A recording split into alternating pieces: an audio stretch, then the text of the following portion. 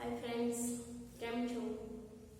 आज આપણે ધોરણ 11 સ્ટેટમાં ચેપ્ટર નંબર 1 માહિતીનું એકત્રીકરણ એમાં આપણે અગાઉ ઘણા બધા વિડિયો જોઈ ગયા અને આજે આપણે જોવાના છે પ્રશ્નાવલી દ્વારા માહિતી મેળવવાની રીતો।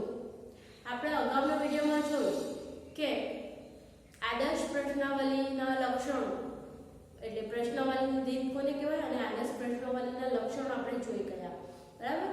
તો આજે આપણે જોવાના છે કે જે પ્રશ્નાવલી કઈ રીતે તૈયાર થાય। તો પ્રશ્નાવલી મુખ્યત્વે બે રીતે નક્કી બની શકે છે, ટપાલ દ્વારા અને આંગણક દ્વારા। પ્રશ્નાવલી દ્વારા માહિતી મેળવવાની કેટલી રીતો છે? બે રીતો છે, ટપાલ દ્વારા અને આંગણક દ્વારા। બે રીતે આપણે પ્રશ્નાવલી દ્વારા માહિતી મેળવી શકાય છે। કઈ રીતે? તો ટપાલ દ્વારા અને આંકડક દ્વારા। હવે આપણે આજે જોવાના છે ટપાલ દ્વારા પ્રશ્નાવલીની રીત। એમાં આપણે જોઈશું તો પહેલું છે કે આદર્શ પ્રશ્નાવલી તૈયાર કર્યા બાદ જેમની પાસેથી માહિતી મેળવવાની હોય તેવા ઉત્તરદાતાને આપેલ સમયમર્યાદામાં બધા જ પ્રશ્નોના ઉત્તર આપી પરત મોકલી આપે તેવી વિનંતી સાથે ટપાલ દ્વારા પ્રશ્નાવલી મોકલવામાં આવે છે। તો આદર્શ પ્રશ્નાવલી એટલે શું? તો એ આપણે અગાઉના વિડિયોમાં જોઈ ગયા કે આદર્શ પ્રશ્નાવલી કોને કહેવાય। તો પહેલા તો એનું શીર્ષક હોવું જોઈએ, જે પ્રશ્નાવલી છે તેનું યોગ્ય શીર્ષક હોવું જોઈએ, પછી પ્રશ્નો ટૂંકા અને સરળ હોવા જોઈએ, પ્રશ્નોની નીચે જગ્યા જવાબ આપવા માટે જગ્યા છોડવી જોઈએ, ગૂંચવણભર્યા પ્રશ્નો ન પૂછવા જોઈએ, દ્વિઅર્થી પ્રશ્નો ન પૂછવા જોઈએ। તો આ રીતે જે પ્રશ્નાવલી તૈયાર કરવામાં આવે છે તેને આદર્શ પ્રશ્નાવલી કહેવાય। તો આ આપણે અગાઉના વિડિયોમાં જોઈ ગયા છે કે આદર્શ પ્રશ્નાવલી કોને કહેવાય એના લક્ષણો, બરાબર। તો જે એ આદર્શ પ્રશ્નાવલી જે તૈયાર કરવામાં આવે છે એ પ્રશ્નાવલી તૈયાર થઈ ગયા બાદ જે વ્યક્તિ પાસેથી આપણે માહિતી મેળવવાની છે તે વ્યક્તિને આ જે પ્રશ્નાવલી છે તે ટપાલ દ્વારા મોકલવામાં આવશે, બરાબર। એટલે કે સમજી લો કે મારે માહિતી મેળવવાની છે તો મારે ધોરણ 11 ના વિદ્યાર્થીઓ પાસેથી માહિતી જોઈએ છે, તો હું શું કરીશ? બધાના ઘરે તો નથી જવાની, તો હું ધોરણ 11 ના જે સ્ટુડન્ટ છે કે જેમની પાસેથી મારે માહિતી મેળવવી છે તો એ સ્ટુડન્ટને હું ટપાલ દ્વારા મારે જે પણ કઈ માહિતી મેળવવાની છે એ પ્રશ્નાવલી રેડી કરીશ, એને ટપાલ દ્વારા એ લોકોના ઘરે મોકલીશ। ખ્યાલ આવી ગયો? તો એને કહેવાય ટપાલ દ્વારા પ્રશ્નાવલી। તો એને એમ કહે છે કે આદર્શ પ્રશ્નાવલી તૈયાર કર્યા બાદ જેમની પાસેથી માહિતી મેળવવાની હોય તેવા ઉત્તરદાતાને આપેલ સમયમર્યાદામાં બધા જ પ્રશ્નોના ઉત્તર આપી પરત મોકલી આપે। એટલે કે આપેલ સમયમર્યાદામાં એટલે કે હું વિદ્યાર્થીઓને અંદર જે પ્રશ્નાવલી તૈયાર કરી છે ત્યાં હું નીચે એક નોટિસ મૂકીશ કે એક અઠવાડિયાની અંદર મને આ પ્રશ્નોના જવાબ આપી મને પરત કરવા વિનંતી। તો આવી વિનંતી સાથે હું એ વિદ્યાર્થીઓને પ્રશ્નાવલી મોકલીશ, બરાબર। અને પછી એમ કીધું છે કે ટપાલ દ્વારા પ્રશ્નાવલી મોકલવામાં આવે છે। ખાસ શું છે કે ટપાલ દ્વારા હું પ્રશ્નાવલી મોકલીશ, બરાબર। તો ટૂંકમાં ખબર પડી ગઈ। શું કરીશ? હું એક વિનંતી કરીશ, પહેલા તો આદર્શ પ્રશ્નાવલી તૈયાર કરીશ, એ પ્રશ્નાવલીને ટપાલ દ્વારા વિદ્યાર્થીઓને મોકલીશ અને એ પ્રશ્નાવલીની અંદર હું એક વિનંતી કરીશ કે મને આટલા સમય મર્યાદાની અંદર મને મારા પ્રશ્નોના જવાબ આપી પરત કરી દેજો, બરાબર। એટલે શું થાય કે મને જે ટાઈમની અંદર મારા જવાબો જોઈએ છે એ ટાઈમમાં વિદ્યાર્થીઓએ મને રિટર્ન કરી દેશે, એટલે મને મારા ટાઈમમાં જવાબો મળી જશે। ઘણીવાર એવું થાય છે કે કોઈ વિનંતી કરવામાં આવતી નથી તો શું થાય છે કે વિદ્યાર્થીઓને ખબર નથી હોતી અથવા તો જે વ્યક્તિ પાસેથી માહિતી મેળવવાની હોય તે વ્યક્તિને પણ ખબર નથી હોતી, એટલે શું કરશે કે અપાય છે, જવાબ અપાય છે એમ કરીને એ વ્યક્તિ જવાબ આપતો નથી। અને ઘણીવાર એવું થાય છે કે મને જે ટાઈમની અંદર માહિતી જોઈએ છે એ ટાઈમ પતી જાય છે અને ત્યાર પછી એ વ્યક્તિનો જવાબ આવે છે અથવા તો જે વિદ્યાર્થીનો જવાબ આવે છે તો ત્યારે એ માહિતી મને કોઈ પણ કામ આવતી નથી અથવા તો મને મારી માહિતી પૂરેપૂરી મળતી નથી। ખ્યાલ આવી ગયો? એટલે જ્યારે ટપાલ દ્વારા પ્રશ્નાવલી મોકલવામાં આવે ત્યારે એક વિનંતી જે એક નોટિસ આપવી પડે જેની અંદર વિનંતી આપણે કરીશું કે મને આટલા સમય મર્યાદાની અંદર અમને અમારા પ્રશ્નોના જવાબ આપવા વિનંતી। ખ્યાલ આવી ગયો? હવે નેક્સ્ટ જોઈશું। આથી ઉત્તરદાતાને પ્રશ્નાવલીની સાથે પોતાના સરનામા પર યોગ્ય ટિકિટ લગાડેલો જવાબી પરમિટિવ મોકલવું જોઈએ. પછી એમ કહે છે કે હવે આપણે જે ઉદાહરણ લીધું કે મારે ધોરણ 11 ના વિદ્યાર્થીઓ પાસેથી માહિતી જોઈએ છે, તો એના માટે મેં શું કર્યું, આગળ પ્રશ્નાવલી તૈયાર કરી અને એ પ્રશ્નાવલી એક વિનંતી સાથે કે એક વીકની અંદર મને પાછી માહિતીનો જવાબ આપી રિટર્ન કરજો ને એક હું ટપાલ મોકલું છું એ લોકોને. તો હું શું કરીશ, એ પરમિટિવની અંદર એક ટિકિટ લગાડેલું અને ત્યાર પછી મારા સરનામા મારું એક પરમિટિવ અંદર સાથે જ મૂકીશ. પરમિટિવ એટલે શું, એક કવર આવશે જેની અંદર એ કવર પર મારું સરનામું લખેલું હશે, ટિકિટ પણ લગાડેલી હશે અને જ્યારે જે માહિતી છે તેની અંદર હું નીચે વિનંતી કરીશ કે એક અઠવાડિયાની અંદર મને મારી માહિતી પાછી રિટર્ન કરી દેજો. એટલે શું કરશે વિદ્યાર્થીઓ કે એ જે પ્રશ્નાવલી છે તેની અંદર પોતાના જવાબો લખી દેશે અને એ જવાબ એ જે મેં એન્વેલોપ એટલે કે જે મેં કવર મોકલાયું છે, જે પરમિટિવ લોકોને આપ્યું છે, એ પરમિટિવની અંદર એ લોકો મૂકીને પાછું મને રિટર્ન કરી દેશે.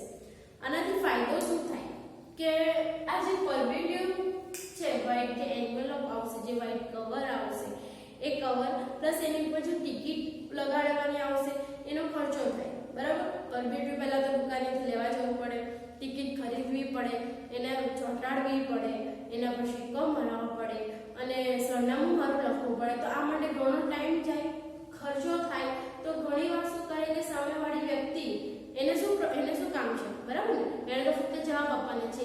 એને મારે જે પ્રશ્નાવલી છે એના જવાબ મને જોઈએ છે, મારા અભ્યાસ માટે મને જોઈએ છે, એટલા માટે મને જરૂર છે. પણ સામેવાળી વ્યક્તિ કે જેને જવાબ આપવાના છે એને કંઈ જરૂર નથી કે મારે જવાબ આપવાનો છે. તો એ શું વિચારશે કે મારે તો ફક્ત જવાબ લખવાના છે, તો એના માટે હું કંઈ મારો ખર્ચો થોડી કરવાની છું. એટલે સામેવાળી વ્યક્તિ એમ વિચારશે કે હું શું કામ ખર્ચો કરું. બરાબર, તો ઘણીવાર જ્યારે ટપાલ પર આપણે પ્રશ્નાવલી મોકલીએ ત્યારે આ ખર્ચા થવાને કારણે પણ વ્યક્તિ જવાબ આપતી નથી. બરાબર, અને ઘણીવાર આ બધું ટિકિટ ચોંટાડો, સરનામું લખો, પાછળ એના જવાબો આપો, એને પાછું ટપાલમાં નાખવા જાઓ ને એ બધું કામ કરવાનું ઘણીવાર આળસ આવે, કંટાળો આવે. તો એના કારણે પણ ઘણીવાર વ્યક્તિઓ જવાબ આપતા નથી. પરિણામે મને મારી માહિતી મળતી નથી. એટલા માટે હું શું કરીશ, તો મારું એક એન્વેલોપ એટલે કે એક પરમિટિવ પણ હું સાથે પ્રશ્નાવલીની સાથે જ મોકલી આપીશ. એના પર ટિકિટ પણ હું જ ચોંટાડી દઈશ અને મારું સરનામું પણ હું લખી દઈશ. એટલે ફક્ત સામેવાળી વ્યક્તિએ શું કરવાનું રહેશે, તો અંદર ફક્ત એના જવાબો લખીને આન્સર ફક્ત મૂકીને મને રિટર્ન કરવાનું રહેશે. તો એ વ્યક્તિએ જવાબ આપવા રેડી થઈ જશે. બરાબર, કારણ કે અહીંયા એનો કોઈ ખર્ચો થવાનો નથી, કોઈ ટિકિટનો ખર્ચો થવાનો નથી, કોઈ પરમિટિવનો ખર્ચો થવાનો નથી અને કોઈ એને સરનામું પણ લખવાનું નથી. એણે ફક્ત એના જવાબો જ લખવાના છે. તો જ્યારે એ વ્યક્તિને કંટાળો નહીં આવશે, એનો ખર્ચો પણ નહીં થશે, તો એ મને મારી પૂરેપૂરી માહિતી મને આપશે.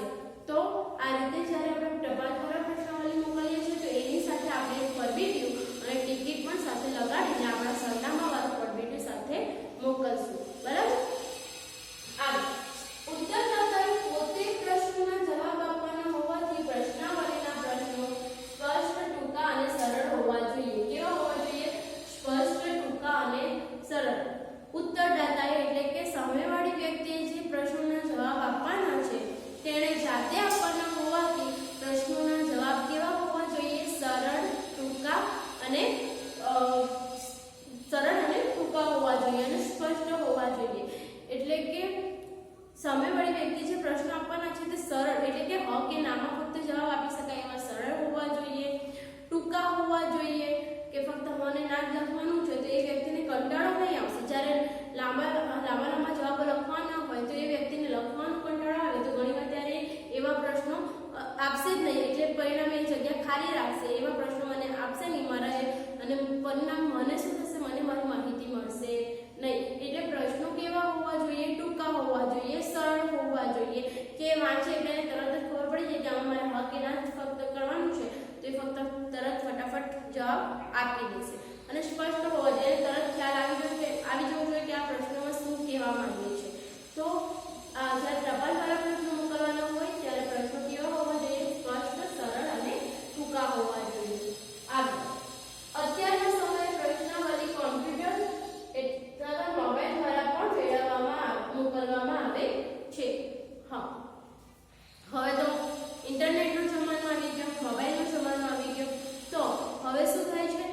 કોઈ પણ ટપાલ મોકલતું નથી. કેમ? બધાને જ કંટાળો આવે કે એન્વેલોપ લાવો દુકાનમાંથી, એના પર સ્ટીકર ચોંટાડો, સરનામું લખો, બરાબર? આવું કોઈ કરવા તૈયાર નથી. બધાની પાસે બધાને બસ ઘરે બેસીને મોબાઈલથી બધું કામ કરવું છે. કારણ કે આજના જમાનામાં તો શું છે, મોબાઈલ પર આપણે લાઇટ બિલ ભરીએ છીએ, બરાબર, વેરા બિલ ભરીએ છીએ, પ્લસ આપણે જે કંઈક મોબાઈલની અંદર પણ રિચાર્જ કરાવો તો આપણે મોબાઈલથી જે પણ રિચાર્જ કરાવી દઈએ છીએ. ત્યાર પછી આપણે શોપિંગ માટેનું જે કંઈ બિલ હોય તે પણ આપણે અહીંથી ભરી દઈએ છીએ. ક્રેડિટ માટેનું બિલ પણ ભરી દઈએ છીએ. ક્રેડિટ કાર્ડથી માંડીને બધા જ બિલ આપણે મોબાઈલ ભરાવે તો ખર્ચા થઈ જાય છે. એટલે શું થાય, પહેલાં તો લાઇટ બિલ ભરવું હોય તો આપણે ત્યાં લાઈન લગાવવી પડે. લાઇટ બિલ ભરવાનું હોય જે સ્થળે ત્યાં જઈને આપણે જોઈએ તો ત્યાં આપણે લાઈન લાગેલી હોય, લાઈનમાં ઉભા રહો એટલે ટાઈમ જાય. હવે તો શું છે, મોબાઈલ ભરાવો, મોબાઈલમાં ગમે ત્યારે એની ટાઈમ તમે ફટાફટ તમારે 2 સેકન્ડમાં તમે શું થશે, તમારું બિલ ભરાઈ જશે, બરાબર? એટલે એ જ રીતે હવે કોઈ ટપાલ દ્વારા માહિતી મોકલતું નથી, કોઈ ટપાલ દ્વારા પ્રશ્નાવલી મોકલતું નથી. તો હવે શું કરવામાં આવે છે, મોબાઈલથી.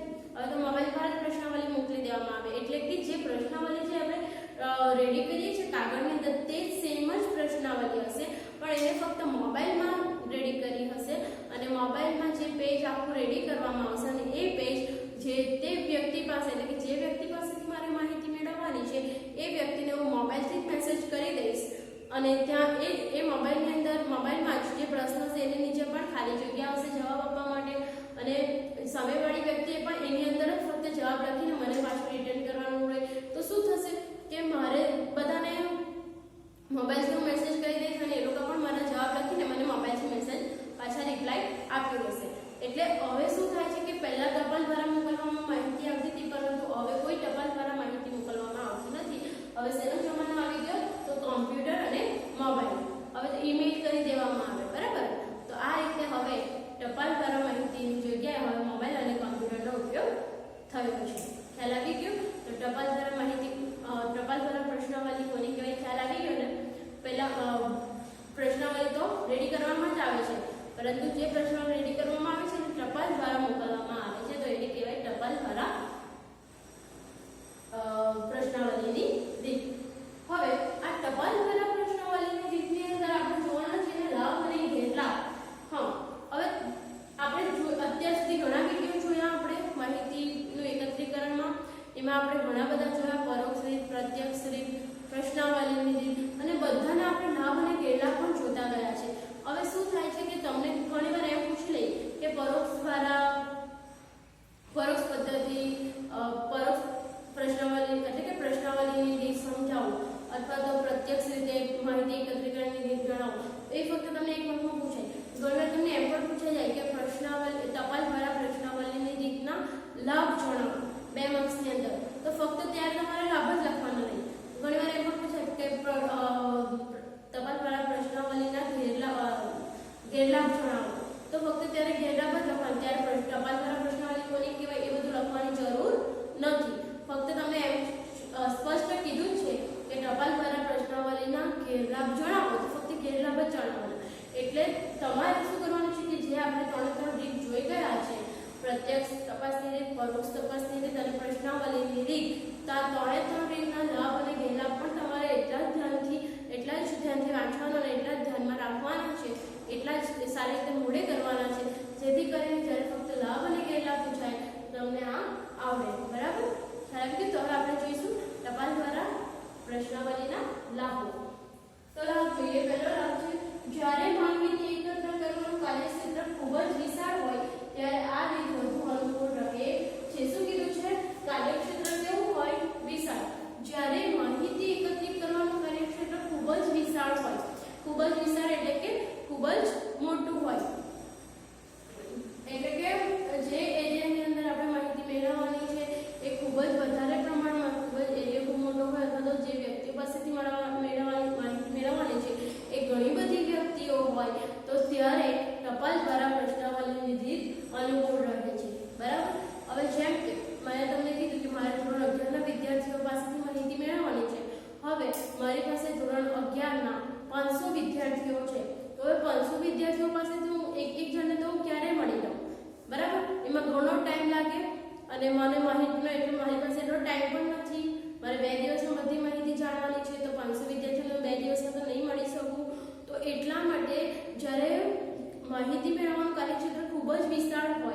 ખૂબ જ ઘણી બધી વ્યક્તિઓ પાસેથી માહિતી મેળવવાની હોય ત્યારે ટપાલ દ્વારા માહિતી મેળવવાનું ખૂબ જ ઈઝી રહેશે. કેમ શું કરીશ, હું દરેકે 500 વિદ્યાર્થીઓને હું ટપાલ મોકલી દઈશ અને હું નીચે એક વિનંતી કરીશ કે આવતીકાલે મને આ પ્રશ્નોના જવાબ તમે પાછા રિટર્ન મોકલી આપજો. એટલે બીજા દિવસે 500 વિદ્યાર્થીઓનો મને જવાબ મળી જશે. ખ્યાલ આવી ગયો? તો આ ખૂબ ઈઝી રહેશે. બીજું, આ રીત સરળ છે અને ઓછા ખર્ચે વધારે માહિતી મેળવી શકાય છે. આ રીત કેવી છે? સરળ છે અને ઓછા ખર્ચે વધારે માહિતી મેળવી શકાય. સરળ છે તો આપણે અત્યારે જોઈ ગયા કે 500 વિદ્યાર્થીઓને મળવાનું છે તો હું એકી સાથે 500 વિદ્યાર્થીઓને તો મળી નથી શકતી, પણ હા એકી સાથે હું 500 વિદ્યાર્થીઓને ટપાલ તો મોકલી શકું ને. એટલે ટપાલ દ્વારા એકી સાથે 500 વિદ્યાર્થીઓને મારા પ્રશ્નો મળી જશે. એટલે સરળ થઈ ગયું. પ્લસ ઓછા ખર્ચે મારે ફક્ત પરબીડિયાનો અને ટપાલનો જ ખર્ચ કરવો પડશે અને હું બધાને મોકલી આપીશ. પણ જો હું રૂબરૂ મુલાકાત લેવા જાઉં તો 500 વિદ્યાર્થીઓ બધા અલગ અલગ જગ્યાએ રહેતા હોય તો મારે બધાને ઘરે અલગ અલગ જવું પડે. તમારું રિક્ષા ભાડું, બસનું ભાડું અથવા તમારો પેટ્રોલનો ખર્ચ જાય, તમારો સમય જશે. બરાબર?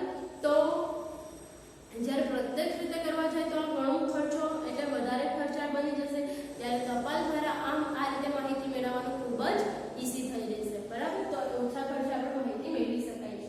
ત્રીજું, જે ક્ષેત્રમાં વ્યક્તિગત કે ટેલિફોનના માધ્યમ દ્વારા સંપર્ક સાધવાનું મુશ્કેલ બન્યું હોય તેવા ક્ષેત્રમાં ઉત્તરદાતા પાસેથી આ રીત વડે માહિતી મેળવી શકાય છે. બે વસ્તુ આપણે કીધું છે કે જે ક્ષેત્રમાં વ્યક્તિગત સંપર્ક સાધવાનું મુશ્કેલ હોય, અમુક એરિયા એવા આવશે અથવા તો અમુક એરિયા એવા હોય કે જ્યાં હું પ્રત્યક્ષ જઈ નથી શકતી અથવા તો અમુક જગ્યાએ એવું હોય કે અમુક વ્યક્તિ એવી જગ્યાએ રહેતી હોય કે જ્યાં હું પ્રત્યક્ષ એ લોકોની સાથે મુલાકાત નથી કરી શકતી.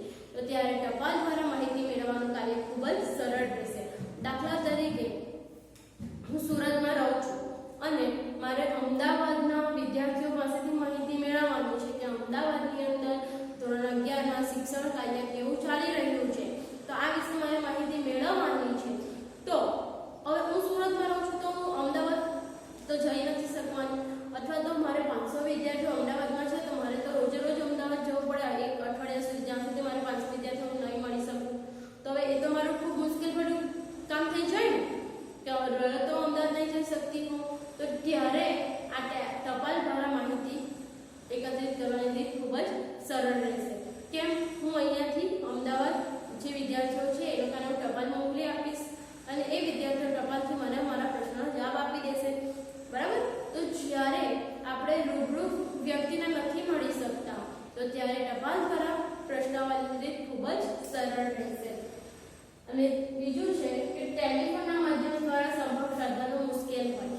જ્યારે ટેલિફોનના સંપર્ક દ્વારા પણ સંપર્ક કરવાનું મુશ્કેલ બન્યું હોય ત્યારે પણ આ રીત ખૂબ જ ઈઝી છે. દાખલા તરીકે આ યુગ તો ટેલિફોનનો યુગ છે, મોબાઈલનો યુગ છે. બધા જ પાસે મોબાઈલ હોય છે. પણ ઘણીવાર એવું પણ આજના યુગની અંદર પણ ઘણા બધા એવા વ્યક્તિઓ છે કે જેની પાસે મોબાઈલ હજી પણ ઉપલબ્ધ નથી, ટેલિફોન ઉપલબ્ધ નથી. તો ત્યારે હું ટપાલ દ્વારા માહિતી મોકલીને એ લોકો સાથે જવાબ મેળવી શકું છું. કઈ રીતે? તો સમજી લો કે હું ટેલિફોનથી આ જે 500 વિદ્યાર્થીઓ છે એને હું ફોનથી બધી માહિતી એ લોકો પાસેથી હું મેળવું છું. એકથી લઈને 500 વિદ્યાર્થીઓ સુધી બધા પાસે હું ફોન લગાવું છું બધાને અને ફોન દ્વારા માહિતી લઈ લઉં છું. પણ આ 500 વિદ્યાર્થીઓમાંથી 100 વિદ્યાર્થી એવા છે કે જેના ઘરે ટેલિફોન નથી. તો ટેલિફોન ન હોવાના કારણે શું થશે કે આ 100 વિદ્યાર્થીઓ પાસેથી મને માહિતી મળશે નહીં. બરાબર? અથવા તો ઘણીવાર એવું થાય કે અમુક વિદ્યાર્થીઓ એવા એરિયામાં રહેતા હોય જ્યાં ટેલિફોન એટલે કે ઇન્ટરનેટનો પ્રોબ્લેમ હોઈ શકે, નેટવર્કનો પ્રોબ્લેમ હોઈ શકે કે પછી વ્યક્તિઓ પાસેથી જે ટેલિફોનના રિચાર્જ કરાવવાનું હોય, ટેલિફોનના પૈસા ભરવા, મોબાઈલનું રિચાર્જ તેના પૈસા ન હોય તો એવા ટાઈમે પણ આપણે ટેલિફોનથી સંપર્ક નથી કરી શકતા, મોબાઈલથી સંપર્ક નથી કરી શકતા. તો ત્યારે પણ શું થશે કે મને મારી માહિતી મળશે નહીં. તો એવા ટાઈમે જો હું ટપાલ દ્વારા એ લોકોને પ્રશ્નાવલી મોકલી આપીશ તો મને એ લોકો ટપાલથી મારા પ્રશ્નોના જવાબ મોકલી આપશે. તો ત્યારે પણ આ ટપાલ દ્વારા માહિતી આપણને યોગ્ય રહેશે. એટલે આપણે અહીંયા 3 વસ્તુ જોયું કે જ્યારે માહિતી મેળવવાનું કાર્યક્ષેત્ર વિશાળ હોય એ પહેલો લાભ આપણે જોયો, બરાબર, કે જ્યારે માહિતી મેળવવાનું કાર્યક્ષેત્ર ખૂબ જ વિશાળ હોય ત્યારે આપણે ટપાલ દ્વારા માહિતી મેળવવી ખૂબ સરળ રહેશે. બીજું કે આ રીત કેવી છે, સરળ અને ઓછો ખર્ચ થાય છે. અને ત્રીજું આપણે જોયું કે જ્યારે વ્યક્તિગત સંપર્ક નહીં થઈ શકતો હોય ત્યારે પણ આ સરળ રહે છે. અને ચોથું કે જ્યારે ટેલિફોનના માધ્યમ દ્વારા આપણે માહિતી ન મેળવી શકતા હોય ત્યારે પણ આ રીત ખૂબ જ સરળ રહેશે, બરાબર. તો આ લાભ આપણે જોઈ લીધા. હવે આપણે એના ગેરલાભ જોઈશું. તો જોઈએ પહેલો ગેરલાભ, જ્યારે ઉત્તરદાતા અશિક્ષિત હોય ત્યારે આ રીત ઉપયોગી નીવડતી નથી. શું કીધું છે? ઉત્તરદાતા કેવા હોય? અશિક્ષિત. જ્યારે ઉત્તરદાતા અશિક્ષિત હોય એટલે કે શિક્ષિત ન હોય તો ત્યારે આ રીત ઉપયોગી નીવડતી નથી. સમજો કે મારે જે વ્યક્તિ પાસેથી માહિતી મેળવવાની છે એ વ્યક્તિને મેં પ્રશ્નાવલી રેડી કરીને ટપાલથી મોકલી આપી. એ વ્યક્તિના ઘરે પહોંચી પણ જાય છે. એ વ્યક્તિ એને ખોલે છે અને પ્રશ્નાવલી બહાર કાઢશે, જોશે, પણ એને વાંચતા જ નથી આવડતું, બરાબર. અથવા તો એને વાંચતા આવડે છે પણ એને લખતા નથી આવડતું. તો ત્યારે શું કરશે? એ દ્વિધામાં મૂંઝવણ અનુભવશે કે મારે પ્રશ્નોના જવાબ આપવા કઈ રીતે. જો કોઈ વ્યક્તિને વાંચતા નથી આવડતું તો ત્યારે પણ એ જવાબ નહીં લખી શકે, અને કોઈને લખતા નથી આવડતું ત્યારે પણ એ પ્રશ્નોના જવાબ આપી શકશે નહીં, બરાબર. તો ત્યારે આ રીત ઉપયોગી નીવડતી નથી. આ એક એનો ગેરલાભ છે, બરાબર. શું ફરીથી એકવાર જોઈએ કે જ્યારે ઉત્તરદાતા અશિક્ષિત હોય ત્યારે આ રીત ઉપયોગી નીવડતી નથી. એટલે કે જો ઉત્તરદાતાને વાંચતા કે લખતા આવડતું ન હોય તો ત્યારે તે વ્યક્તિ પ્રશ્નોના જવાબ આપી શકતી નથી અને પરિણામે શું કરશે? એ પ્રશ્ન ખાલી જ રાખશે અને મને એમને જ પાછું મોકલી આપશે. તો એવા ટાઈમે પણ મને માહિતી મળતી નથી. આ એક એનો ગેરલાભ છે. બીજું આપણે જોઈશું કે ક્યારેક ઉત્તરદાતા તરફથી મળેલી માહિતી અધૂરી કે જવાબ આપ્યા વગરની જ પ્રશ્નાવલી પાછી મોકલેલ હોય છે. શું થાય છે કે જ્યારે ક્યારેક ઉત્તરદાતા પાસેથી જે પ્રશ્નાવલી છે તે અધૂરી મળશે. એટલે કે ઘણીવાર ઉત્તરદાતાને કંટાળો આવતો હોય અથવા તો એની પાસે ટાઈમ ન હોય અથવા તો એને આળસ આવતી હોય પ્રશ્નોના જવાબ આપવાની, બરાબર. ફરીથી કે જ્યારે ઉત્તરદાતાને કંટાળો આવતો હોય, આળસ આવતી હોય અથવા તો એની પાસે ટાઈમ ન હોય તો એ શું કરશે કે થોડા પ્રશ્નોના જવાબ આપશે અને પછી એમ જ રવા દેશે અને એમ જ મને પાછું મોકલી આપશે. પરિણામે શું કરશે? અડધા પ્રશ્નોના જવાબ આપશે, અડધાના નહીં આપશે અને મને મારી માહિતી કેવી મળશે? અધૂરી મળશે, બરાબર. તો આ પણ એનો એક ગેરલાભ છે. જ્યારે આપણે પ્રત્યક્ષ જોઈએ તો આપણે શું છે, પ્રત્યક્ષ વ્યક્તિને મળીએ છીએ એટલે આપણે આપણા પ્રશ્નના બધા જ પ્રશ્ન આપણે એ લોકોને સાથે પૂછીને પ્રત્યક્ષ પૂછીને એના જવાબ મેળવી શકાય છે. પરંતુ ટપાલમાં તો શું થાય કે આપણે ટપાલ મોકલી છે, આપણે એની સાથે કોઈ વ્યક્તિગત કોન્ટેક્ટ નથી, તો પરિણામે એ વ્યક્તિ શું કરશે કે એને જે પ્રશ્નનો જવાબ આપવો હોય તો આપશે અથવા તો નહીં આપવો હોય તો નહીં પણ આપે. તો એ રીતે પાછી મને અધૂરી માહિતી મોકલી આપે. ખ્યાલ આવી ગયો? તો આપણે એનો ગેરલાભ છે કે ટપાલ દ્વારા જ્યારે માહિતી મોકલવામાં આવે ત્યારે ઘણીવાર માહિતીનો એટલે જે પ્રશ્નોના જવાબ છે તે અધૂરા પણ આપણને મળે છે. અને ત્રીજો એક ગેરલાભ છે કે ઉત્તરદાતાની આળસના પરિણામે પ્રશ્નાવલી ગેરવલ્લે જવાની અથવા તો માહિતી મેળવવામાં વિલંબ થવાની શક્યતા રહી છે. ઉત્તરદાતાની આળસ, બરાબર. ઉત્તરદાતાની આળસ એટલે કે એને જે કંટાળો આવે છે એને પરિણામે માહિતી ગેરવલ્લે જવાની શક્યતા રહેલી છે. ગેરવલ્લે એટલે શું કે ઘણીવાર શું થાય કે એને આળસ આવે છે અને એને જે પ્રશ્નોના જવાબ આપવાના છે તે ઘણીવાર આળસના પરિણામે સાચા પ્રશ્નોના જવાબ આપતો નથી અથવા તો ખોટા પ્રશ્નોના જવાબ આપી દે છે અને શું થાય છે કે માહિતી મેળવવામાં વિલંબ થવાની શક્યતા રહેલી છે. એટલે કે એને આળસ આવે છે તો એ ગમે તેવા જવાબો લખશે, ખોટા જવાબ પણ લખશે અને પરિણામે શું થશે કે મને મારી યોગ્ય માહિતી મળશે નહીં. ખ્યાલ આવી ગયો? તો આ એના 3 ગેરલાભ છે. ફર્સ્ટ આપણે જોઈ ગયા કે જ્યારે ઉત્તરદાતા અશિક્ષિત હોય ત્યારે આ માહિતી આપણે યોગ્ય નીવડતી નથી. બીજું આપણે જોયું કે ઘણીવાર આપણને અધૂરી માહિતી મળે છે અને ત્રીજું આપણે જોયું કે ઉત્તરદાતાની આળસના પરિણામે ઘણીવાર આપણને માહિતી ગેરવલ્લે જવાની શક્યતા રહે છે અને ત્યારે પણ આપણને માહિતી અધૂરી મળે એ શક્યતા રહેલી છે. તો આ ટપાલ દ્વારા માહિતી મેળવવાના લાભ અને ગેરલાભ આપણે જોઈ ગયા. હવે નેક્સ્ટ વિડીયોની અંદર આપણે